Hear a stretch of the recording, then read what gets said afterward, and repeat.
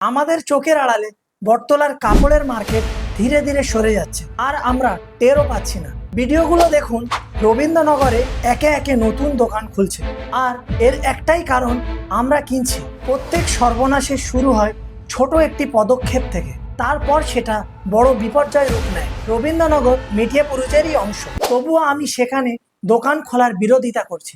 এর কারণটা স্পষ্ট বলি, এই ভিডিওগুলো দেখুন যেখানে রবীন্দ্রনগর মাঠের পাশে পোস্তাকার ভাইয়েরা আগে গাড়ি নিয়ে বসে খেলা দেখতেন, কিন্তু এখন সেখানে পোস্তাকারদের উদ্দেশ্যে কথা বলা হচ্ছে। বহিরাগতদের মাঠের পাশে জমায়েত সম্পূর্ণ নিষিদ্ধ, না মানলে ব্যবস্থা নেওয়া হবে। এই মার্কেট আমাদের মেটিয়াপুরুষের অন্যতম ঐতিহ্য, যেখান থেকে হাজার হাজার মানুষের জীবিকা ও সংসার চলে।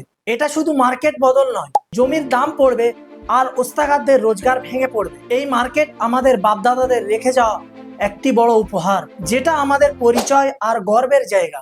তাই বলি, আমরা নিজের হাতে নিজেদের শেষ হতে দেব না। কিভাবে এগুলোকে বন্ধ করা যায়, সেখান থেকে আমরা মাল কিনবো না, যতই প্রয়োজন হোক না কেন। হাজী রতনের মানুষদের বলছি, আপনাদের বাড়ির পাশে পড়ে, প্রথম আপনারা দূরে থাকবেন, না হলে ইতিহাসের পাতার প্রথম দোষী আপনারা হবেন।